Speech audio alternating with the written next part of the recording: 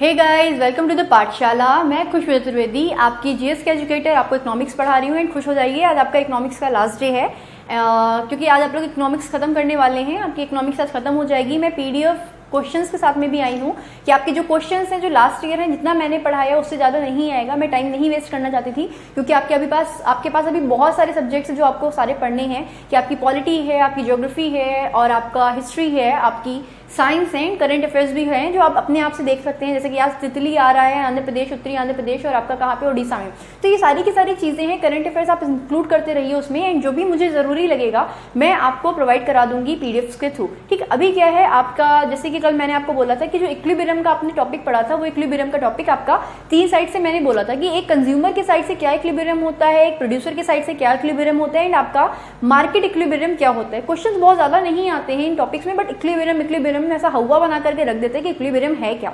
कुछ नहीं है, बहुत बड़ा नहीं है। मैंने आपको कल एंड किया था जो क्लास, मैंने बोला था आपका प्रोड्यूसर इक्विलिब्रियम पे चल रहा था हम लोगों का। इन प्रोड्यूसर इक्विलिब्रियम में आपने बोला था क्या कि जो यहाँ पे मार्जिनल रेवेन्यू होता है वो आपका इक्वल होना चाहिए मार्जिनल कॉस्ट से, एंड आपका जो मार्जिनल कॉस्ट का स्लोप होता है वो आपका ग्रेटर होना चाहिए आपका किससे, आपका मार्जिनल रेवेन्यू के कर्व से। ठीक, तो मार्जिनल रेवेन्यू का जो कर्व होता है या मार्जिनल कॉस्ट का जो कर्व होता है वो आपका कैसा होना चाहिए, ग्रेटर होना चाहिए मार्जिनल रेवेन्यू के कर्व से। ठीक, ये सारी की सारी चीजें थी आप लोगों ने पढ़ी थी कल। अभी क्या है आपका, अगर हम लोग देखेंगे कि आपका जो चीजें पूछी जाती हैं कि इन लॉन्ग रन ये होता है, इन शॉर्ट रन ये होता है, सिंपल सी बात है।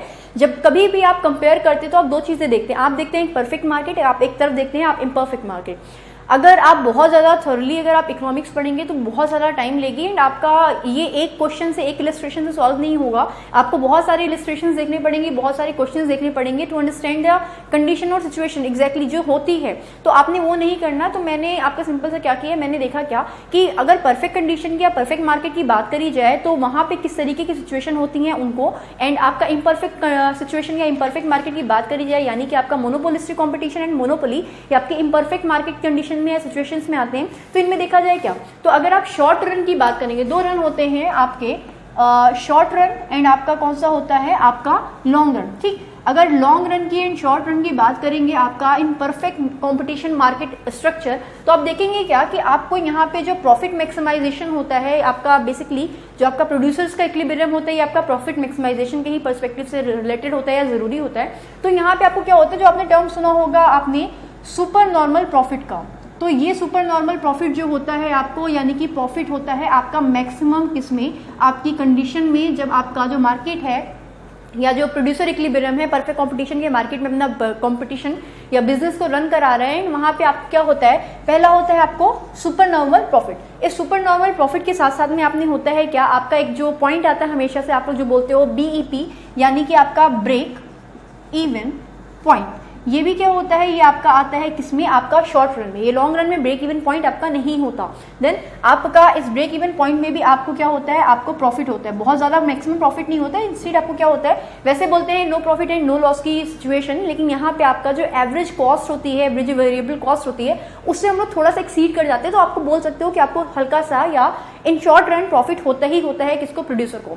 अगर बात करी जाए तीसरे की, जिसमें आपका देखा जाता है कि आपको प्रॉफिट होगा या लॉस होगा, तो आप बोलोगे क्या, आपका टोटल लॉसेस मिनिमाइज्ड होते हैं। क्या होते हैं आपके टोटल लॉसेस मिनिमाइज्ड, यानी कि यहाँ पे बेसिकली अगर आप देखेंगे तो आपको क्या होता है, आपको नो प्रॉफिट हो रहा होता है, यहाँ पे प्रॉफिट आपको नहीं होता। लेकिन अगर आप बात करेंगे किसकी, जो आपका लास्ट टाइम है, यानी कि जो लास्ट चीज है या टर्म है, आप बोलोगे शट डाउन पॉइंट, यानी कि ये वो स्थिति है जहां पे आकर के जो आपका प्रोड्यूसर है अपना प्रोडक्शन क्या करता है, बंद कर देता है। तो ये 4 स्टेजेस आती हैं आपकी किसमें, शॉर्ट रन में, किनमें, आपकी परफेक्ट मार्केट कंपटीशन में। तो परफेक्ट मार्केट कंपटीशन में आपका सुपर नॉर्मल प्रॉफिट हुआ, जहां पे प्रॉफिट एक मैक्सिमम पेस होता है। इवन आपका बोलेंगे ब्रेक इवन पॉइंट में, यहाँ पे आपको profit, normally break even point या BEP इज नोन एज आपका no profit and no loss आपकी सिचुएशन, बट आप एवरेज कॉस्ट जो होती है, एवरेज वेरिएबल कॉस्ट होती है, उससे आप एक्सीड कर जाते हो, तो इन टर्म्स से थोड़ा बहुत प्रॉफिट आपको हो ही जाता है। फिर अगर आप बात करेंगे टोटल लॉसेस मिनिमाइज्ड की, तो यहाँ पे वो कंडीशन है जहाँ पे आपको बिल्कुल भी प्रॉफिट नहीं होता है, लेकिन आपका शट डाउन आप नहीं कर सकते अपना बिजनेस, लेकिन शट डाउन पॉइंट आ जाता है आपका, और तब आपको सारे के सारे लॉसेस हो रहे होते हैं। तो आप बोलोगे क्या, यहाँ पे सिचुएशन आती है। अगर आप बात करोगे लॉन्ग रन में, तो लॉन्ग रन में आपके पास सिर्फ एक चीज है, यानी कि आपका नॉर्मल प्रॉफिट। यहाँ पे आपको नॉर्मल प्रॉफिट होते हैं। लंबे समय के लिए अगर आप अपना बिजनेस रन करा रहे हैं तो आपको नॉर्मल प्रॉफिट तो होगा ही होगा। मैं नहीं बोल रही कि आपको बहुत ज़्यादा, या बिजनेसमैन नहीं बोल रहे आपको कि आपको बहुत ज़्यादा प्रॉफिट होगा, बट आपको इतना प्रॉफिट होगा ही होगा। तो इतना ज़रूरी था आपका प्रोड्यूसर इक्विलिब्रियम में, आपको समझ में आएगा। अभी मैं इवन क्वेश्चन भी करा दूंगी एंड आपके पास पीडीएफ्स पहुंच जाएंगे। तो इकोनॉमिक्स समाप्त हुई है यहाँ पे। हाँ, जो आपकी जो पॉलिसीज़ हैं, जो इंपॉर्टेंट पॉलिसीज़ हैं जो मैंने आपको नहीं बताई हैं, मैंने बोला था कि पीडीएफ प्रोवाइड करा दी जाएगी। मैं लेटेस्ट टू लेटेस्ट वर्जन आपको प्रोवाइड कराऊंगी, तो प्लीज़ उसके लिए चिंता मत करिएगा। मे बी आपका सिलेबस कंप्लीट होने के पहले आपको मिले, क्योंकि ये वो चीज़ें होती हैं जो आपकी चेंज होती रहती है, टेन्योर इनका चेंज होता रहता है। आपका एग्जामिनेशन के पहले पहले मैं आपको दिलवा दूंगी। ठीक, अभी क्या करते हैं, इसको हटाते हैं एंड आप लोग देखेंगे कि मार्केट इक्विलिब्रियम क्या होता है। थोड़ा सा स्पेस बचा है, बट आप समझिएगा कि मार्केट इक्विलिब्रियम क्या होता है। आपने प्रोड्यूसर का इक्विलिब्रियम देखा कि उसको क्या मिल रहा है, उसको रियलाइज सेटिस्फेक्शन हो रहा है, ना कि उसको कैसा सेटिस्फेक्शन हो रहा है, उसको कैसा बोलेंगे, एक्सपेक्टेड सेटिस्फेक्शन नहीं है वहाँ पे कैसा है, रियलाइज सेटिस्फेक्शन है कि उसने जो चीज़ चाही वो उसने खरीदी एंड उसको खरीद के उसको यूज़ भी किया एंड उसको वही फीलिंग आई जैसा वो सोच रहा था खरीदने से पहले, खरीदने के बाद उसको आगे। अगर बात करेंगे मार्केट इक्विलिब्रियम की, तो मार्केट इक्विलिब्रियम क्या होता है भाई, देखिएगा, देखिए मार्केट, पहली बात ये जो होता है यहाँ पे आपके बायर्स जो होते हैं, आपके जो सेलर्स होते हैं, उनमें एक टेंडेंसी होती है कि मैं चेंज नहीं कर सकता। क्या नहीं, कि मैं नहीं चेंज कर सकता आपका जो प्रोडक्ट का प्राइस है वो, यानी कि यहाँ पे नो बार्गेनिंग होती है कि अगर प्रोड्यूसर सोचे कि मैं चेंज कर दूंगा बायर्स के कहने पे कि नहीं भैया प्लीज ये आपकी जो पानी की बोतल है ये सस्ती दे दीजिए, ठीक, तो ये आपका प्रोड्यूसर नहीं करता। वो कहता है कि जितने प्राइस यहाँ पे लिखे हुए हैं आपको उतने प्राइस में मिलेगी, उससे कम प्राइस में नहीं मिलेगी आपको, ठीक। तो यहाँ पे टेंडेंसी होती है बायर्स एंड सेलर्स दोनों के पास में कि वो लोग बिल्कुल भी चेंज नहीं होंगे किस चीज़ के लिए, अपनी जो भी उनकी जो डिमांड्स हैं, जो भी उनकी मांग है आपकी, बिल्कुल भी बोलेंगे, देखें आप लिखेंगे क्या, नो टेंडेंसी टू चेंज, किन में, आपकी बायर्स एंड सेलर्स में। एंड आपका जो मार्केट का इक्विलिब्रियम होता है इसको डिसाइड कौन करता है, तो मार्केट इक्विलिब्रियम डिसाइड करने वाले जो फैक्टर्स हैं उनमें सिर्फ दो फैक्टर्स आते हैं, फैक्टर्स डिटरमाइनिंग आपका मार्केट इक्विलिब्रियम। देखिएगा भाई, माइनिंग मार्केट इक्विलिब्रियम होता है आपका डिमांड एंड आपकी सप्लाई, यानी कि जैसे ही होगी आपकी डिमांड एंड सप्लाई उसके अकॉर्डिंग ही आपका जो क्या होगा, मार्केट में इक्विलिब्रियम है कि नहीं है वो आपका सेट हो जाएगा। एंड इसके लिए होता है क्या, आपका इक्विलिब्रियम प्राइस। क्या होता है, इक्विलिब्रियम प्राइस, इक्विलिब्रियम प्राइस। तो ये प्राइस, इक्विलिब्रियम प्राइस क्या होता है भाई, देखिएगा समझिएगा कि बिल्कुल इसमें क्या है, डिमांड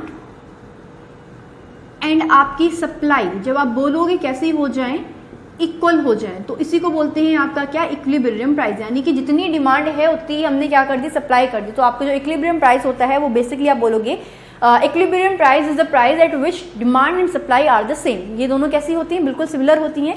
अच्छा, यहीं पे आपका इकोनॉमिक्स का सिलेबस कंप्लीट हुआ है। अभी क्या है आपका, जो मैंने आपको प्रोडक्शन फंक्शन कराए थे उसके क्वेश्चंस नहीं कराए थे, जिसके क्वेश्चन मैंने बोला था कि जो मैं बता रही हूँ बहुत सारे क्वेश्चंस आएंगे, तो वो प्रोडक्शन फंक्शन के क्वेश्चंस आपने बीच में, प्रोडक्शन फंक्शन के साथ साथ में आपने एक चैप्टर किया था आपका इक्विलिब्रियम का, आपके इक्विलिब्रियम के क्वेश्चंस वो भी आज आपके होंगे।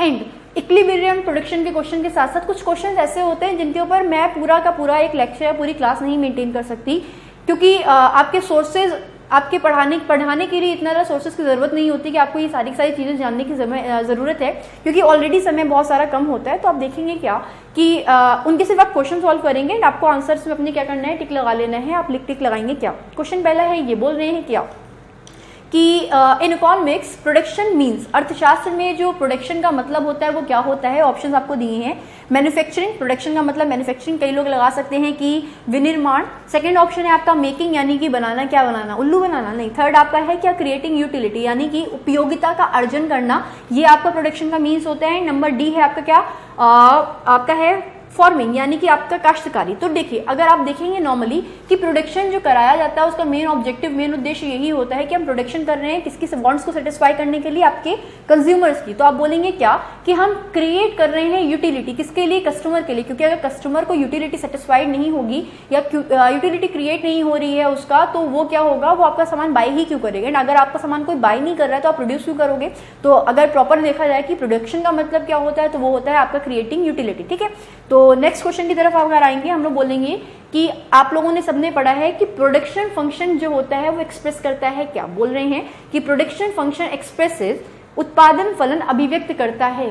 ठीक, a technological relationship between physical inputs and output, यानी कि भौतिक निवेश और उत्पादन के बीच प्रौद्योगिक संबंध। बी है आपका financial relationship between physical inputs and output, यानी कि भौतिक निवेश और उत्पादन के बीच वित्तीय संबंध।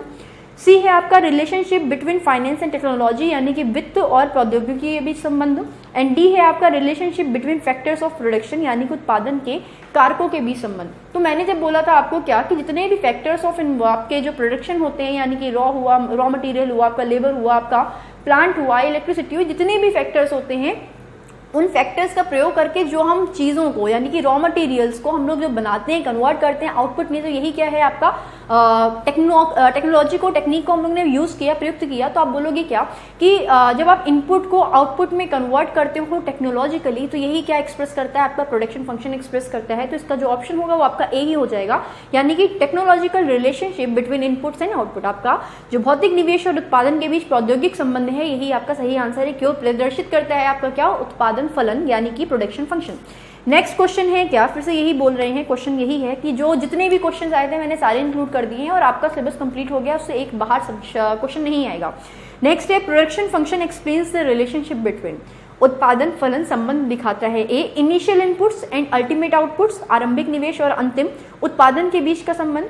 बी है इनपुट्स एंड अल्टीमेट कंजम्पशन, यानी कि निवेश और अंतिम उपभोग के बीच संबंध। आपका सी है आउटपुट एंड कंजम्पशन, यानी कि उत्पादन और उपभोग के बीच संबंध है। डी है आपका आउटपुट एंड एक्सपोर्ट्स, यानी कि उत्पादन और निर्यात के बीच संबंध।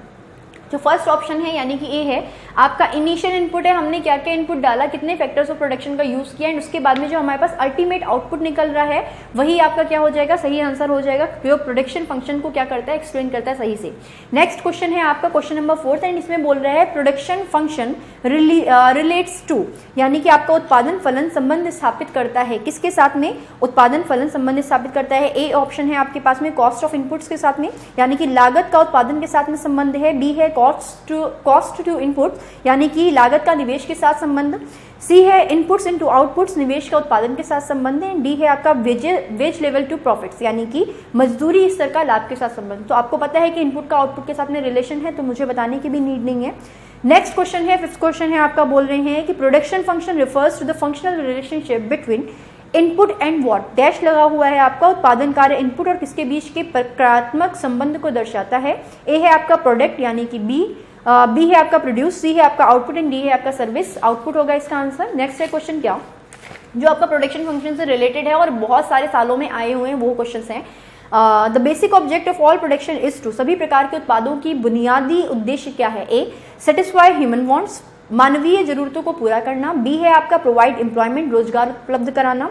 सी है आपका मेक प्रॉफिट्स, यानी कि लाभ कमाना। डी है आपका इंक्रीज फिजिकल आउटपुट, यानी कि भौतिक निर्यात बढ़ाना। तो हर तरीके के प्रोडक्शन का मेन ऑब्जेक्ट यही होता है, क्योंकि प्रोड्यूस हम करके रख देंगे, लेकिन अगर किसी की वांट्स से सेटिस्फाई नहीं हो रही तो उसका कोई मतलब नहीं है, यानी कि satisfy human wants is the correct answer. Next question है आपका क्या, production function is a relationship between, किसके बीच में संबंध है? प्रोडक्शन एंड प्रॉफिट के बीच में, उत्पादन और लाभ के बीच में। प्रोडक्शन एंड प्राइसेस, उत्पादन और कीमतों के बीच में। सी है प्रोडक्शन एंड प्रोडक्शन फैक्टर्स के बीच में, यानी कि उत्पादन और उत्पादन कारकों के बीच में। एंड डी है प्रोडक्शन एंड इनकम के बीच में, उत्पादन और आय के बीच में। तो अगर आप ऑप्शंस को देखेंगे तो इसमें आपको जो बेस्ट ऑप्शन लग रहा है वो थर्ड वाला है, यानी कि प्रोडक्शन एंड प्रोडक्शन फैक्टर्स जो हैं वो इन्वॉल्व होते हैं और इसमें वही नजर आ रहा है, हम लोग को आउटपुट नजर नहीं आ रहा है। तो यहाँ पे आंसर कैसा हो जाएगा? Production and production factors. ठीक, लास्ट क्वेश्चन है आपका प्रोडक्शन फंक्शन से related, which of the following occurs when labour productivity rises, यानी कि श्रमिक की उत्पादकता बढ़ने पर निम्नलिखित में से क्या घटित होता है? A the equilibrium nominal wages falls, यानी कि संतुलन नकदी मजदूरी में गिरावट आती है। बी द इक्विलिब्रियम क्वालिटी या क्वांटिटी ऑफ लेबर फॉल्स, यानी कि श्रमिक के संतुलन परिमाण में गिरावट आती है। सी है आपका competitive firms will be induced to use more capital, यानी कि प्रतियोगी फर्म को अधिक पूंजी के लिए प्रयोग के लिए प्रेरित किया जाता है। डी है the labour demand curve shifts to the right, यानी कि श्रमिक मांग वक्र दाईं ओर स्थानांतरित हो जाता है। आपसे बोल रहे हैं कि श्रमिक की उत्पादकता, यानी कि अगर लेबर ज्यादा प्रोड्यूस करेगा किसी भी प्रोडक्ट को तो आपका क्या होगा, जो आपका डिमांड कर्व है वो क्या होगा? शिफ्ट होगा राइट की तरफ, क्योंकि प्रोडक्शन क्या हो रहा है? बढ़ रहा है, गिवन प्राइसेस, यानी कि जो लिमिटेड प्राइसेस या जो गिवन प्राइसेस होते हैं उसमें आपका उत्पादन क्या हो रहा है, वो बढ़ता चला जा रहा है, आउटपुट बढ़ता चला जा रहा है। इसी को आप लोग क्या बोल रहे हैं, आपकी जो श्रमिक की उत्पादकता है, यानी कि वो बड़ी है क्योंकि आपने रिजल्ट अच्छे दिए हैं, आपका जो डिमांड है वो क्या हुई है, इंक्रीज हुई है। तो इसका ऑप्शन का आंसर होगा डी, यानी कि the labour demand curve shifts to the right. Next है आपका जो सेक्शन, उसका मतलब है इक्विलिब्रियम, जो हम लोगों ने कल पढ़ा था। क्वेश्चन है क्या, बोल रहे हैं equilibrium is a condition that can, यानी कि संतुलन एक ऐसी स्थिति है जिसमें ए नेवर चेंज, कभी बदलती नहीं है, कभी परिवर्तित नहीं हो सकती, बी है change only if some outside factors changes, तभी परिवर्तन हो सकता है जब किसी बाहरी कारक में परिवर्तन होता है, सी है आपका change only if some internal factors changes, यानी कि तभी परिवर्तन हो सकता है जब किसी आंतरिक कारक में परिवर्तन होता है। एंड फोर्थ है आपका change only if government policy change, तभी परिवर्तन हो सकता है जब सरकारी नीतियों में या सरकारी जो पॉलिसीज है उनमें क्या होता है, परिवर्तन होता है। तो आपसे बोल रहे हैं कि संतुलन एक ऐसी स्थिति है जिसमें मैंने बोला था कि आपका बेसिकली आपका जब कभी भी आपका जो इंटरनल फैक्टर्स है जब वो अफेक्ट होते हैं तभी आपका संतुलन बिगड़ सकता है, क्योंकि हम लोग को मालूम है कि हम लोग क्या करते हैं, संतुलन इक्विलिब्रियम इज अ यूनिट, या आप बोलते हैं आपका प्रोसेस होती है जहाँ पे प्रोड्यूसर भी चेंज नहीं होता है, आपका क्या होता है, कंज्यूमर भी चेंज नहीं होता है। वो लोग एक नियत जगह पे क्या होते हैं, स्थिर हो जाते हैं, रुक जाते हैं, कॉन्स्टेंट प्लेस पे रुक जाते हैं कि ना मैं चेंज होऊंगा, यानी कि ना मैं सप्लाई को बढ़ाऊंगा, एंड प्रोड्यूसर्स या आपके जो कंज्यूमर्स होंगे वो क्या नहीं करेंगे, वो डिमांड को नहीं बढ़ाएंगे क्योंकि उनका प्राइस सेट नहीं हुआ था। तो बेसिकली जब किसी भी फर्म के अंदर की जो इंटरनल कंडीशन है उनमें चेंज आता है तभी आपका जो इक्विलिब्रियम की प्रोसेस होती है, कंडीशन होती है, संतुलन का जो लेवल होता है वो क्या होता है, खराब हो जाता है। तो बोलेंगे C, the change only some internal factors क्या होते हैं, चेंज होते हैं। नेक्स्ट क्वेश्चन है इक्विलिब्रियम राइज मींस, अभी आपको पता चला था कि आपका क्या होता है, किसके द्वारा ये जो फैक्टर्स होते हैं किसके द्वारा डिसाइड किए जाते हैं। पहला है price determined by demand and supply, यानी कि मांग और पूर्ति द्वारा निर्धारित कीमत होती है।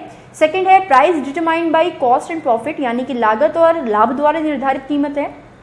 थर्ड है price determined by the cost of production, यानी कि उत्पादन की लागत द्वारा निर्धारित कीमत है। फोर्थ है आपका price determined to maximise profit, यानी कि लाभ को अधिकतम करने के लिए निर्धारित कीमत। अभी आपने पढ़ा था कि जो इक्विलिब्रियम प्राइस होता है उसमें जो फैक्टर्स होते हैं जो अफेक्ट कर रहे होते हैं वो आपकी डिमांड एंड सप्लाई होते हैं। तो आंसर आपका क्या हो जाएगा, ए हो जाएगा, 1 हो जाएगा। देन क्वेश्चन है आपका मार्जिनल यूटिलिटी, या बोलेंगे when marginal utility is zero total utility is, कल ही मैंने बताया था आपका यूटिलिटी जो था जिसमें आपने पढ़ा था, आपने कंज्यूमर इक्विलिब्रियम पढ़ा था, तो मैंने आपको utility, total utility, marginal utility and the law of diminishing marginal utility बताया था। तो डिमिनिशिंग मार्जिनल यूटिलिटी में बोला था कि जब किसी भी आप कमोडिटी की बहुत ज़्यादा या मैक्सिमम जो यूनिट्स होती हैं कमोडिटी को आप यूज़ कर लेते हो तो आपकी जो मार्जिनल यूटिलिटी वो क्या होने लगती है, वो गिरने लगती है, फॉल करने लगती है। तो यहाँ पे आपका क्या है कि बोल रहे हैं when marginal utility is zero, marginal utility जब जीरो होती है तो आपकी टोटल यूटिलिटी कैसी होती है, ए मिनिमम न्यूनतम होती है, बी आपका इंक्रीजिंग यानी कि बढ़ती है, सी मैक्सिमम यानी कि अधिकतम होती है, एंड फोर्थ डिक्रीजिंग यानी कि घटती है। टोटल यूटिलिटी आपकी जीरो हो जाती है या सॉरी मैक्सिमम हो जाती है जब टोटल यूटिलिटी मैक्सिमम हो गई, यानी कि आपने क्या किया, diminishing the law of diminishing marginal utility पढ़ा था। टोटल यूटिलिटी जब मैक्सिमम होती है तो आपकी मार्जिनल यूटिलिटी क्या होती है, गिरती चली जाती है, यानी कि उसके बाद आप बिल्कुल भी इंक्रीज नहीं करते हैं किसमें, आपकी किसी भी यूनिट को, किसी भी कमोडिटी को बहुत ज़्यादा यूज़ करने में बिलीव नहीं करता, आपका मन भर चुका होता है प्रॉपर तरीके से, है ना। तो इसका आंसर हो जाएगा मैक्सिमम यानी कि अधिकतम होती है। फोर्थ है क्वेश्चन आपका, नेक्स्ट क्वेश्चन है, यानी कि इस टॉपिक से related a firm is in equilibrium when its, कोई फर्म साम्यावस्था में होती है जब इसकी A marginal cost equals the marginal revenue, सीमांत लागत सीमांत आय के बराबर होती है। कल प्रोड्यूसर्स के हिसाब से मैंने बोला था कि आपकी क्या होती है, प्रॉफिट क्या होता है, आपका प्रॉफिट तब होता है जब आपकी मार्जिनल या बोलेंगे टोटल रेवेन्यू होता है उसको आप माइनस करोगे, उसमें से माइनस करोगे आप किसमें से, आप टोटल जो कॉस्ट होती है, तो total revenue minus total cost is known as आपका प्रॉफिट था। एंड आपको मैंने बोला था कि जब मार्जिनल रेवेन्यू होता है वो इक्वल हो जाता है मार्जिनल कॉस्ट के, तब आपका क्या होता है, आपका प्रोड्यूसर का इक्विलिब्रियम होता है। तो क्वेश्चन यही बोल रहा है कि अ फर्म, यानी कि प्रोड्यूसर के पर्सपेक्टिव से देखना है, a firm is in equilibrium when it's a marginal cost equals the marginal revenue, B total cost is minimum, C total revenue is maximum, and fourth है आपका average revenue and marginal revenue are equal, यानी कि marginal cost, first ही option है marginal cost equals to the marginal. Next है question, क्या in economics the utility and usefulness have, अर्थशास्त्र में यूटिलिटी और यूजफुलनेस शब्दों का ए सेम मीनिंग है, एक ही अर्थ है, सेकेंड डिफरेंट मीनिंग यानी कि भिन्न अर्थ है। सी आपका अपोजिट मीनिंग यानी कि उल्टा अर्थ है। D none of the above यानी कि उपयुक्त में से कोई भी नहीं है। तो आपने देखा क्या कि मैंने कल आपको बताया था कि यूटिलिटी अलग चीज़ होती है, यूजफुलनेस अलग चीज़ होती है। ये मेरे लिए यूजफुल चीज़ है लेकिन ज़रूरी नहीं है कि मैं उसको खरीदूँ, मैं उसको अपने पास में लेके आऊँ। लेकिन यूटिलिटी क्या है आपकी? यूटिलिटी आपको रियलाइज सेटिस्फेक्शन है, यानी कि इसको चीज़ को आपने खरीद लिया, आपके पास डिमांड थी, आपके लिए यूजफुल थी, आपको डिमांड लगी उसकी। जब कोई भी चीज़ यूजफुल होगी तभी उसकी डिमांड होगी। एंड जब डिमांड थी उसको आपने खरीद लिया, आपने उसको यूज़ कर लिया, तो आपको बोला जाएगा क्या कि ये रियलाइज सेटिस्फेक्शन है। तो ये आपकी यूटिलिटी होती है, उसका एक अलग अर्थ होता है, लेकिन यूजफुलनेस का क्या होता है? एक अलग अर्थ होता है। तो बोलेंगे यहाँ पे इन लोगों का जो अर्थ है वो कैसा है? अलग अलग है, भिन्न है। ठीक है, नेक्स्ट यानी कि सेकेंड ऑप्शन सही हो जाएगा इसका। नेक्स्ट क्वेश्चन है आपका क्या? The excess of price a person is to pay. The excess of price a person is to pay the other then forgo the consumption of commodity is called. यानी कि जब व्यक्ति को किसी वस्तु को छोड़ने के बजाय, कोई वस्तु हमें छोड़नी थी, उसके बजाय उसके लिए अधिकतम कीमत अदा करनी पड़ती है, तो उसे क्या कहा जाता है? ए प्राइस यानी कि कीमत, सेकेंड प्रॉफिट यानी कि लाभ, थर्ड आपका प्रोड्यूसर सरप्लस यानी कि उत्पादक का अधिशेष, एंड फोर्थ है आपका कंज्यूमर का सरप्लस यानी कि आपका उपभोक्ता का अधिशेष। तो ये जो आपका जो कीमत है, ये बेसिकली आप बोल सकते हो कि हम लोगों ने प्राइस डिसाइड कर दी, लेकिन जो आप लोग बार्गेनिंग करते हैं, या इवन मैं भी अगर मार्केट में जाती हूँ, मैं बार्गेनिंग करती हूँ, तो बार्गेनिंग अगर जब भी कभी भी आपका क्या होता है कि आपका जो मार्केट प्राइस होता है, अगर आपकी बार्गेनिंग शॉप है जहाँ पे आप बार्गेनिंग करा सकते हो, तो प्रॉफिट उसमें मार्जिन ऐड कर लेते हैं। एंड प्रॉफिट मार्जिन ऐड करने के बाद हम एक्स्ट्रा कीमतें बताते हैं, तो वो जो एक्स्ट्रा कीमतें होती हैं वो किसके अकाउंट में जाएगी? वो आपके प्रोड्यूसर के अकाउंट में जाओगी। तो ये क्या हो जाती है? आपका प्रोड्यूसर का सरप्लस हो जाता है, यानी कि उसको एक्स्ट्रा पैसा मिलता है। जब आपके किसी भी कस्टमर को या मुझको भी देने पड़ते हैं एक्स्ट्रा रुपए, मैं भी मैं उसको क्या कर सकती थी? मैं छोड़ सकती थी, मेरा प्राइस सेट नहीं होता, मैं छोड़ सकती थी, लेकिन मैंने क्या किया? उसके एक्स्ट्रा कीमतें दे दी। ठीक, नेक्स्ट तो यानी कि प्रोड्यूसर का सरप्लस हो जाएगा। नेक्स्ट क्वेश्चन है आपका क्या? In a long run equilibrium a competitive firm earns. वही वाली चीजें जो मैंने अभी थोड़ी देर पहले बताई थी। बोल रहे हैं क्या कि दीर्घ अवधि वाली साम्यावस्था में कोई प्रतियोगी फर्म क्या अर्जित करती है? ए आपका सुपर नॉर्मल प्रॉफिट यानी कि अधिसामान्य लाभ, B profit equal to the forms यानी कि अन्य फलों के बराबर लाभ, थर्ड है आपका नॉर्मल प्रॉफिट यानी कि सामान्य लाभ, एंड फोर्थ है आपका नो प्रॉफिट यानी कि कोई लाभ नहीं होता। तो मैंने आपको चारों कंडीशन बताई थी कि शॉर्ट टर्म में क्या होता है और लॉन्ग रन में क्या होता है। लॉन्ग रन में आपको सिर्फ नॉर्मल प्रॉफिट मिलता है, तो इसका आंसर कैसा होगा? थर्ड होगा, यानी कि नॉर्मल प्रॉफिट होगा।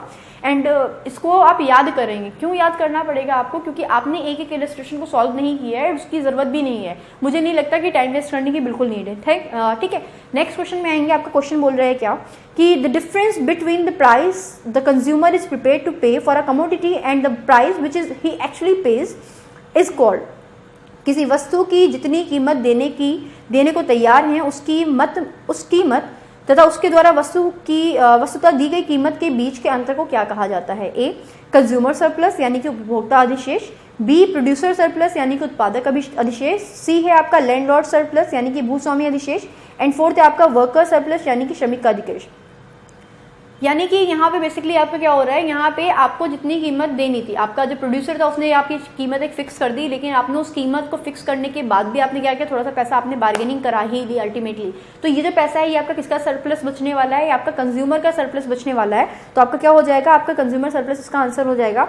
नेक्स्ट क्वेश्चन बोलेंगे एट ब्रेक इवन पॉइंट, संतुलन स्थिति में क्या होता है? A the industry is in equilibrium in the long run, यानी कि दीर्घ अवधि या उद्योग दीर्घ अवधि में साम्यावस्था में होता है।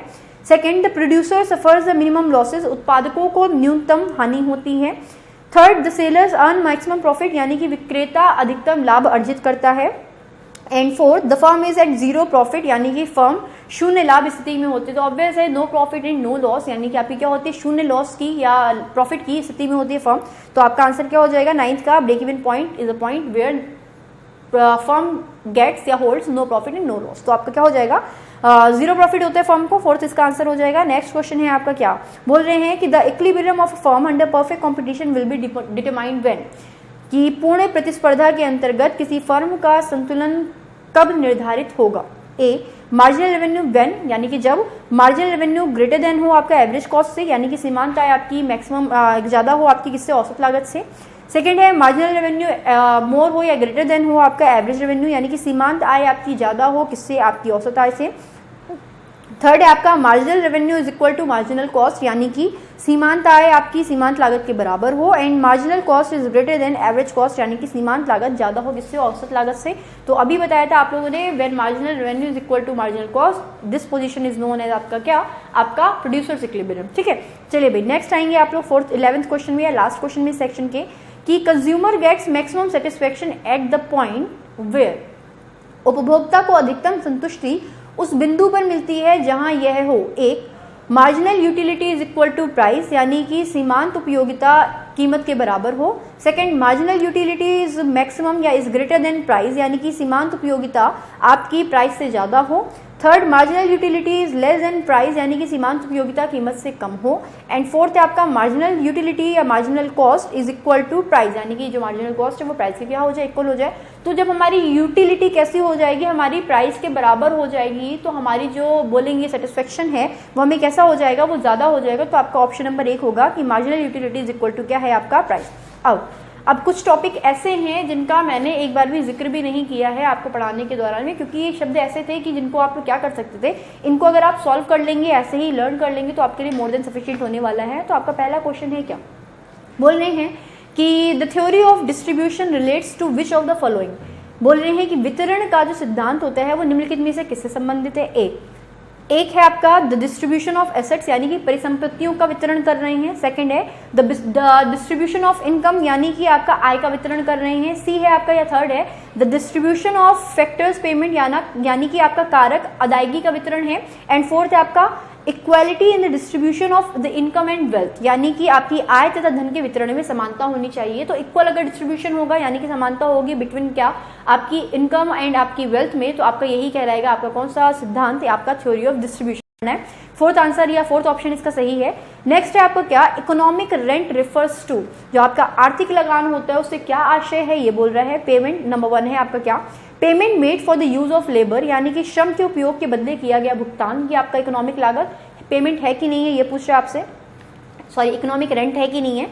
नेक्स्ट है आपका ऑप्शन, बोल रहे हैं कि payment made for the use of capital, यानी कि पूंजी के उपयोग के बदले में किया गया भुगतान है। थर्ड है आपका payment made for the use of organisation, यानी कि संगठन के उपयोग के बदले में किया गया भुगतान। एंड फोर्थ है आपका एंड लास्ट ऑप्शन है कि payment made for the use of land, यानी कि भूमि के उपयोग के बदले में किया गया आपका भुगतान। तो जो आर्थिक लगान होता है, तो बेसिकली अगर आपका लगान टर्म यूज किया जा रहा है, तो ये जो लगान होता था बेसिकली आपका भूमि से रिलेटेड ही दिया जाता था। तो यहाँ पे क्या होगा कि payment made for the use of land इसका सही आंसर होगा। तो लास्ट ऑप्शन जो है उसको सही कर लीजिएगा। देन आपका नेक्स्ट क्वेश्चन है, बोल रहे हैं कि the concept that under a system of free enterprise it is consumer who decide what goods and services shall be produced and in what quantities is known as, बोल रहे हैं कि मुक्त उद्यम पद्धति के अंतर्गत उपभोक्ता ही तय करते हैं कि किन पदार्थों तथा सेवाओं का उत्पादन किया जाएगा और किस मात्रा में किया जाएगा। इस संकल्पना को कहते हैं क्या, एक कंज्यूमर्स प्रोटेक्शन, यानी कि उपभोक्ता संरक्षण। सेकंड है कंज्यूमर्स डिसीजन, यानी कि उपभोक्ता का निर्णय। थर्ड है आपका कंज्यूमर्स प्रेफरेंस, यानी कि उपभोक्ता का अधिमान। एंड फोर्थ है आपका कंज्यूमर सॉवर्जिनिटी, यानी कि आपका उपभोक्ता प्रभुत्व। तो यही है आपका उपभोक्ता का प्रभुत्व है कि उसको अधिकार है ये सारी की सारी चीजें तय करने का कि कितना सामान वो खरीदेगा एंड कितने प्राइसेस में खरीदेगा। क्योंकि क्या चल रही है, फ्री इंटरप्राइजेस सिस्टम चल रहा है, यानी कि आपका चल रहा है कि आपकी इंटरप्राइज कैसी है, फ्री है। तो यहाँ पे क्या होगा, कंज्यूमर की सॉवर्जिनिटी देखी जाएगी, यानी कि उसका प्रभुत्व देखा जाएगा कि कितना उसको यूज करना, अल्टीमेटली उस पर ही छोड़ते हैं हम लोग, है ना। तो लास्ट ऑप्शन सही है इसका। एंड देन आपका फोर्थ या नेक्स्ट क्वेश्चन है, बोल रहे हैं इसमें क्या कि the determinant of real wages, यानी कि निम्नलिखित में से किसको वास्तविक मजदूरी का प्रमुख निर्यातक या निर्धारक कहा जाता है। ए एक्स्ट्रा अर्निंग्स, यानी कि अतिरिक्त आमदनी। बी नेचर ऑफ वर्क, यानी कि कार्य की पद्धति। सी प्रमोशन प्रोस्पेक्ट्स, यानी कि पदोन्नति की संभावना। एंड फोर्थ है परचेजिंग पावर ऑफ मनी, यानी कि मुद्रा की क्रय शक्ति। तो जब आपसे बोल रहा है रियल वेजेस कैसे डिसाइड होंगी, तो आपके पास जो वेजेस आ रहे हैं उससे आपकी मुद्रा को आप कितना बाय कर पा रहे हो, यही इसका सही आंसर है। यानी कि परचेजिंग पावर ऑफ मनी है, कितना आप खरीद पा रहे हो चीजों को, आपके पास जो भी पैसा आ रहा है, इसी को आपका बोलते हैं क्या, आपका रियल वेजेस का एक बोलेंगे फैक्टर है जो डिटरमाइन करता है कि आपकी क्या है, रियल वेजेस है। अदरवाइज यही आनी है अल्टीमेटली आपके हाथ में, इतना ही सामान आप खरीदने वाले हो, आप कितना भी आपके पास पैसा आ जाए, लेकिन आपका जो वो पैसा उन चीजों को अगर नहीं खरीद पा रहा है जिनको आपको सबको खरीदना था, तो आपका बेकार है।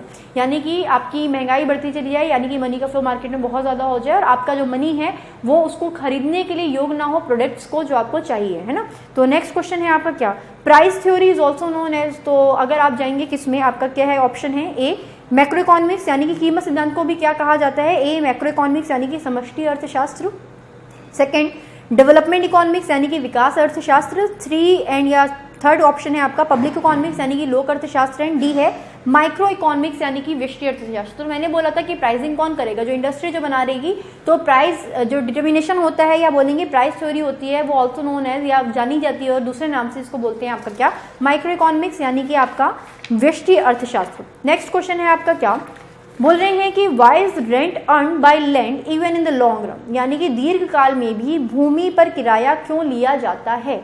A land has original and बोलेंगे इंडिस्ट्रक्टिबल पावर, यानी कि भूमि में मूल एवं अनश्वर शक्तियां होती हैं। सेकंड आपका land is a man made factor, यानी कि भूमि एक मानव जन्य कारक है। थर्ड है आपका it's supply is inelastic in the short run, इसकी पूर्ति अल्पकाल में बेलोच होती है। फोर्थ है it's supply is inelastic in the long run, यानी कि इसकी पूर्ति दीर्घ काल में बेलोच होती है, यानी कि आपकी जो सप्लाई होती है वो कैसी होती है, इनइलास्टिक होती है, किसमें, लॉन्ग टर्म में।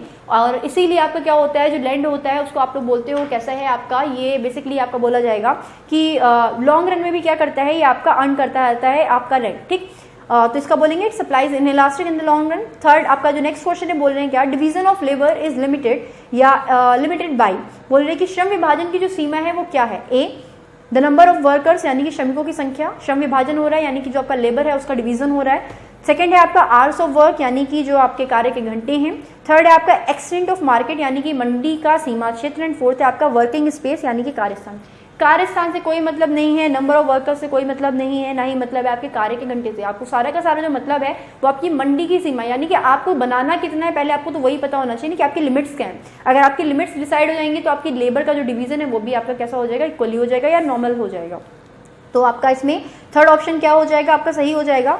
फिर क्वेश्चन है दूसरा रिपीट होंगे क्योंकि हो सकते हैं रिपीट हो जाएं, तो आप देखेंगे इसको। नेक्स्ट क्वेश्चन है who propounded the innovation theory of profit, तो लाभों के अभिनव सिद्धांत का प्रतिपादन किसने किया था। रटे रटाए क्वेश्चन आपको याद करने हैं। ए है आपका जे शुम्पिटर यानी कि जे शुम्पिटर, सेकंड है आपका पी ए सैमुअल्सन यानी कि पी ए सैमुअल्सन, थर्ड है आपका एल्फ्रेड मार्शल यानी कि एल्फ्रेड मार्शल, एंड फोर्थ है आपका डेविड रिकार्डो यानी कि डेविड रिकार्डो। तो इसका सही आंसर है आपका जे शुम्पिटर। तो जे शुम्पिटर थे, इन्होंने क्या किया था, इन्होंने प्रोपाउंड की थी आपकी लाभों का अभिनव सिद्धांत या बोलेंगे theory of innovation, theory of profit, ठीक।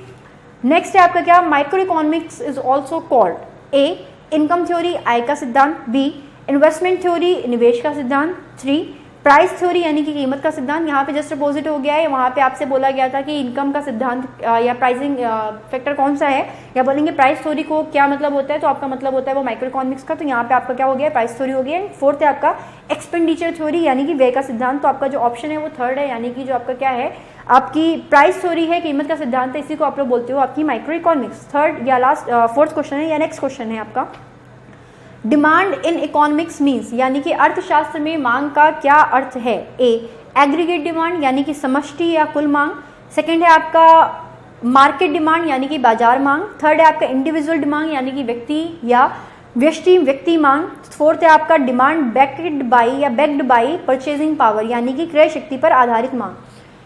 हमारे पास अगर खरीदने की क्षमता ही नहीं है तो हमारी डिमांड का कोई मतलब ही नहीं होता। तो आपका जो ऑप्शन है आपका फोर्थ सही हो जाएगा कि demand backed by purchasing power यानी कि हमारी क्रय शक्ति पर आधारित जो मांग होती है इसी को आप लोग की बोलते हैं आपकी क्या, आपकी डिमांड इन इकोनॉमिक्स, ठीक। नेक्स्ट है आपका क्या, आपका 11 क्वेश्चन था एंड बोल रहे हैं क्या, who propounded dynamic theory of profit. वहाँ पे इनोवेशन थ्योरी ऑफ प्रॉफिट थी, लाभों का अभिनव सिद्धांत था, यहाँ पे आपकी डायनेमिक थ्योरी ऑफ प्रॉफिट है। एंड ये जो आपने करी थी मैं आंसर बता दी हूँ, टाइम नहीं वेस्ट करेंगे, आपकी क्लार्क के द्वारा। तो क्लार्क ने इसको प्रोपाउंड किया था। एंड नेक्स्ट है आपका क्या कि हु, ऑप्शन 1 सही होगा 11 क्वेश्चन नंबर का। क्वेश्चन नंबर 12 है who developed the innovation theory of profit. मुझे बताने की भी नीड नहीं है आपको, मैं दोबारा से रिपीट हो रहा है, जे शुम्पिटर ने किया था। नेक्स्ट क्वेश्चन है 13 क्वेश्चन है, बोल रहे हैं क्या, the principle of maximum social advantage is the basic principle of, बोल रहे हैं कि अधिकतम सामाजिक लाभ का सिद्धांत किसका बुनियादी सिद्धांत है। तो एक है माइक्रो इकोनॉमिक्स यानी कि सूक्ष्म अर्थशास्त्र, सेकेंड है मैक्रो इकोनॉमिक्स यानी कि वृहत अर्थशास्त्र, थर्ड है आपका फिजिकल इकोनॉमिक्स यानी कि राजकोषीय अर्थशास्त्र, एंड फोर्थ है आपका इन्वायरमेंटल इकोनॉमिक्स यानी कि पर्यावरणीय अर्थशास्त्र। तो बोलोगे क्या कि जो सोशल एडवांटेज की जब बात करी जाती है तो हम लोग क्या बोलते हैं, ये सारा का सारा जो चीज़ें होती हैं फिजिकल पॉलिसीज जो गवर्नमेंट के द्वारा निकाली जाती हैं, तो ये बेसिकली आपका जो राजकोषीय सिद्धांत होता है यानी कि फिजिकल पॉलिसी जो होती है, इकोनॉमिक्स होती है, उससे कनेक्टेड है आपकी कौन सी, आपकी मैक्सिमाइजेशन या मैक्सिमम सोशल एडवांटेज की कॉन्सेप्ट। नेक्स्ट है आपका क्वेश्चन, इफ द डिमांड, या बोलेंगे the demand for labour is called, श्रम की मांग को क्या कहते हैं, ए मार्केट डिमांड बाजार की मांग, बी आपका डायरेक्ट डिमांड यानी कि प्रत्यक्ष डिमांड, थर्ड है आपकी डिराइव डिमांड यानी कि व्युत्पन्न डिमांड या मांग, आपका फोर्थ है फैक्ट्री डिमांड यानी कि फैक्ट्री की मांग। ठीक, तो आपसे बोल रहे हैं कि डिमांड फॉर लेबर, लेबर की मांग हो रही है, ऑब्वियस प्रोडक्शन करना है, सप्लाई को पूरा करना है, तो आप बोलोगे ये आपकी बोलेंगे व्युत्पन्न मांग है यानी कि डिराइव डिमांड है। एंड आपका क्वेश्चन नंबर 14 का ऑप्शन नंबर थर्ड हो जाएगा। नेक्स्ट है आपका क्वेश्चन नंबर 15, बोल रहे हैं quasi rent is a dash phenomena, यानी कि जो आपका आभासी लगान होता है ये डैश परिघटना है, ए मीडियम टर्म की यानी कि मध्यमकालीन समय की या मध्यावधि की, सेकंड आपका लॉन्ग टर्म यानी कि दीर्घावधि, थर्ड आपका शॉर्ट टर्म यानी कि आपका अल्पावधि, एंड फोर्थ है आपका नो टाइम यानी कि कोई अवधि नहीं। आभासी जो मांग होती है या लगान होता है ये आपका शॉर्ट टर्म बेस्ड होता है ना, इसको याद कर लीजिएगा। नेक्स्ट है आपका question number 16, and question number 16 के बाद में आपका 2-4 क्वेश्चन है, आपने बस वो पढ़ने एंड आपका टॉपिक खत्म हो जाएगा यहीं पे। बोल रहे हैं कि rent is a factor payment paid to, लगान किसके लिए किया गया उत्पादन है, ए लैंड या भूमि के लिए, फिर से आया है, आपको पता होगा लगान मूवी भी आई थी, तो लगान जो होता है वो रेंट के संदर्भ में ही दिया था, इसका आप सही कर लीजिएगा। क्वेश्चन नंबर 16 का ऑप्शन नंबर 1 ही होगा, मैं आगे भी नहीं बढ़ूंगी। नेक्स्ट क्वेश्चन है आपका क्या, the study of factor pricing is alternatively called the theory of, उत्पादन कीमत निर्धारण के अध्ययन को वैकल्पिक रूप से किसका सिद्धांत कहा जाता है, ए फंक्शनल डिस्ट्रीब्यूशन यानी कि कार्य मूलक वितरण, सेकंड पर्सनल डिस्ट्रीब्यूशन यानी कि व्यक्तिक वितरण, थर्ड इनकम डिस्ट्रीब्यूशन यानी कि आय वितरण, एंड फोर्थ है आपका वेल्थ डिस्ट्रीब्यूशन यानी कि संपत्ति वितरण। ठीक, तो आपका जो उत्पादन कीमत निर्धारण जो अध्ययन होता है इसको आप जानते हैं फंक्शनल डिस्ट्रीब्यूशन के नाम से, यानी कि जो आपका फैक्टर्स हैं, जितने भी फैक्टर्स हैं उनका आप अगर फंक्शन नहीं करेंगे प्रॉपर तरीके से तो आप उसको समझ ही नहीं पाएंगे, तो आपका फंक्शनल डिस्ट्रीब्यूशन ही इसका सही आंसर है। आपका क्वेश्चन नंबर 17 का ऑप्शन नंबर 1 हो जाएगा। क्वेश्चन नंबर 18 है, बोल रहे हैं कि the demand of a factor of production is, उत्पादन के एक घटन की मांग है, ए डायरेक्ट यानी कि प्रत्यक्ष, सेकंड डिराइव्ड यानी कि व्युत्पन्न, थर्ड नेचुरल यानी कि तटस्थ, एंड फोर्थ आपका डिस्क्रिशन ऑफ द प्रोड्यूसर यानी कि उत्पादक का विवेक। यहाँ पे आपका डिराइव्ड यानी कि व्युत्पन्न जो होती है या कि सही ऑप्शन होगा, ये पिछले वाले क्वेश्चन से रिलेटेड है, आप इसको समझ लीजिएगा। एंड लास्ट क्वेश्चन है आपका क्या, exploitation of labour said to exist when, श्रमिकों के शोषण का अस्तित्व माना जाता है जब, A wage is equal to marginal revenue product यानी कि मजदूरी बराबर सीमांत आय उत्पाद, सेकेंड है wage is less than marginal revenue product यानी कि मजदूरी इज लेस देन आपकी या मजदूरी कम होती है आपकी सीमांत आय उत्पाद से, थर्ड है आपका wage is greater than marginal revenue product यानी कि मजदूरी जो होती है वो ज़्यादा होती है आपकी सीमांत आय उत्पाद से, एंड फोर्थ है आपका marginal revenue product is equal to zero यानी कि सीमांत आय उत्पाद होता है वो आपका क्या होता है, जीरो के बराबर होता है। तो इसमें क्या होता है, जब आपकी वेजेस हैं वो आपकी कम मिलेंगे आपकी जो मार्जिनल रेवेन्यू हो रहा है उससे, तो आपका क्या हो रहा है, एक्सप्लॉयटेशन हो रहा होता है लेबर का, तो लेबर को उसी के आधार पे आपका वेजेस भी मिलने चाहिए। तो यहाँ पे क्या है, आपका इकोनॉमिक्स खत्म हुआ है, खुशी हो जाइए। एंड आपका जो नेक्स्ट टॉपिक है वो आपको बेस्ट से बेस्ट ही मिलेगा, अदरवाइज आप बता सकते हैं। वैसे तो मैं सोच रही थी आपका ज्योग्राफी स्टार्ट करने के लिए, तो आपका ज्योग्राफी स्टार्ट करा दूंगी आपका, क्योंकि ज्योग्राफी के बहुत सारे क्वेश्चन आते हैं। उसके बाद हम लोग क्या करेंगे, समझने वाली चीज़ें पहले कर लेंगे। पहले हम लोग ने इकोनॉमिक्स कर लिया, समझ गए, ज्योग्राफी करेंगे, ज्योग्राफी के बाद में हम लोग पॉलिटी कर सकते हैं, देन हिस्ट्री कर सकते हैं, उसके बाद में लास्ट में जनरल साइंस करेंगे। क्योंकि जनरल साइंस मैंने इसलिए रखा है कि आप सभी लोग, आप लोग बायो की वो सारी चीज़ें आप लोग जो ऑनलाइन आते हैं, जो लाइव आते हैं क्लासेस, उनको भी देख सकते हैं। तो एटलीस्ट अगर आपको लग रहा है कि आपका सिलेबस कंप्लीट नहीं हो रहा, तो बायो तो ऑलरेडी अवेलेबल है, वो सारी की सारी चीज़ें जो ऑलरेडी अवेलेबल हैं मैं उनको एंड में करूँगी। एंड आपका जो ये चीज़ें हैं जो मुझे लगता है कि नहीं पढ़ी हैं आपने, मैं उनको पहले स्टार्ट करूँगी। तो ज्योग्राफी आपको समझनी है, मैं ज्योग्राफी स्टार्ट करूँगी, देन पॉलिटी स्टार्ट करूँगी। अभी क्या करते हैं, क्लास को एंड करते हैं। तब तक के लिए bye bye, take care, and कल मिलते हैं, बाय बाय।